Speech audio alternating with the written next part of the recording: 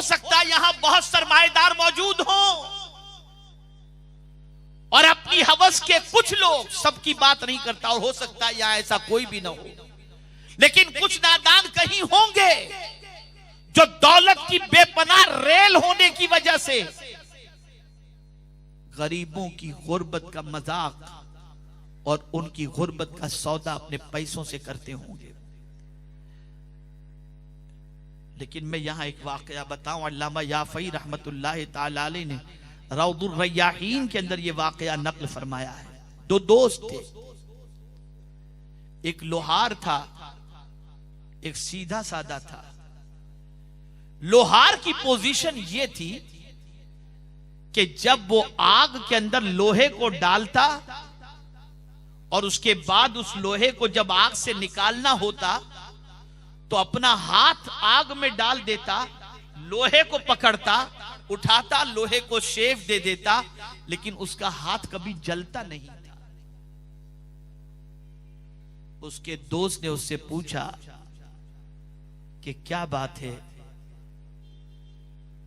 तेरे हाथ पर आग का असर क्यों नहीं होता, आग तेरा हाथ क्यों नहीं जलाती है? कहा जाने दो यार, ये एक बहुत अजीब वाकया है, क्या मैं तुम्हें बताऊं? कहा नहीं, तुझे बताना पड़ेगा, अगर तुम मेरा दोस्त है तो मुझे वाकया बता। गौर से सुने।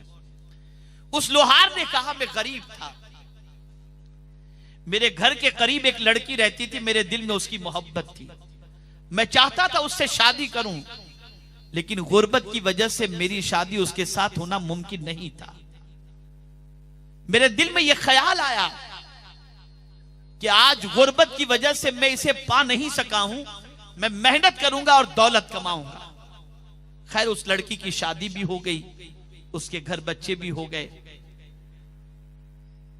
मैंने बहुत मेहनत की और कुछ सालों के बाद मेरे पास दौलत का अंबार हो गया और मैं शहर के मालदारों में शुमार होने लगा और शहर के बड़े मालदारों के अंदर मेरा भी नाम आने लगा। एक दिन शहर में कहत पड़ा, लोग दाने दाने के लिए परेशान, सब सेठों के दरवाजे पर मांगने वालों की लाइन लग गई। उसने कहा मेरे भी दरवाजे पर मांगने वालों की लाइन लग गई, मैं दरवाजे पर बैठकर हर साइल को दे रहा था। अचानक उस मांगने वालों के अंदर वही लड़की जो अब औरत बन चुकी थी, वो मेरे सामने मांगने के लिए आई। मेरी पुरानी मोहब्बत ने अंगड़ाई ली और मेरे दिल के अंदर ख्याल पैदा हुआ, आज मैं इसकी मजबूरी का फायदा उठाऊं। मैंने उस औरत से कहा तू मेरी तमन्ना पूरी कर दे, मैं तेरी तमन्ना पूरी कर दूंगा।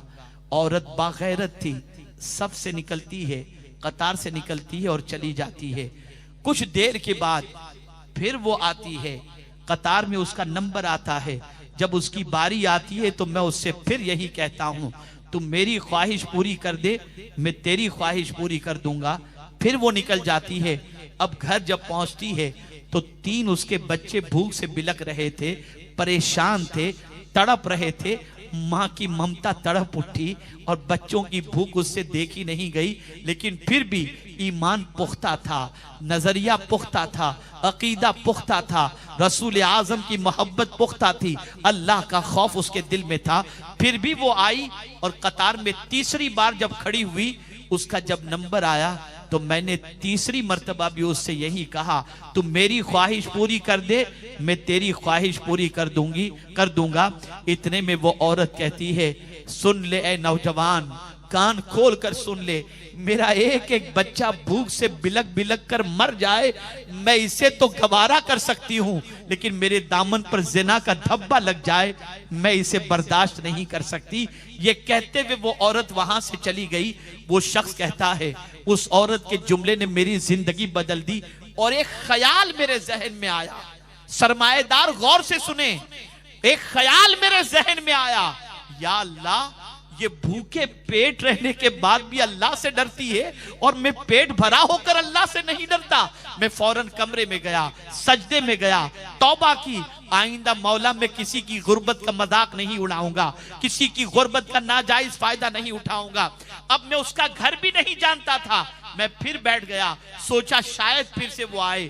फिर वो आई, लेकिन अब जब आई तो मैंने उससे कोई मुतालबा नहीं किया। मैंने उससे सिर्फ इतना कहा, मेरी बहन, मैं तेरे लिए जो कुछ तुझे चाहिए उससे जायद ला कर देता हूं। और ला करके मैंने उसके सामने रखा तो वो औरत कहती है, बता तेरा इरादा कुछ और तो नहीं है? कहा नहीं, ये सिर्फ अल्लाह को खुश करने के लिए दे रहा हूं और तुझसे माफी मांग रहा हूं। उस औरत ने वो थाल खाने पीने की चीजों का लिया और एक साइड में रखी, सजदे में गई और अल्लाह की बारगाह में दुआ की, ए अल्लाह, इस बंदे ने मेरे बच्चों के पेट की आग को बुझाने का इंतजाम किया है, तू इसको दुनिया और आखिरत की अजाब से बचा लेना। ये उसकी दुआ का सदका है कि मैं आग में हाथ डालता हूं फिर भी आग मुझे नहीं जलाती, और मुझे उम्मीद है जहन्नम की आग भी मुझे नहीं जलाए। नारे तकबीर, नारे रिसालत, दाइए कबीर। जालिम है वो शख्स जो किसी गरीब की आबरू से खेलते हैं। जालिम है वो शख्स जो काम वालियों पर नजर रखते हैं और बदकिरदारी करते हैं। क्या जवाब दोगे? क्या अल्लाह ने दौलत इसीलिए दी है कि तुम अय्याशियां करो? क्या अल्लाह ने दौलत इसीलिए दी है कि किसी की आबरू से खेलो? क्या अल्लाह ने दौलत इसीलिए दी है कि तुम उसकी दौलत का मिसयूज करो? याद रखो, वो देना जानता है तो लेना भी जानता है।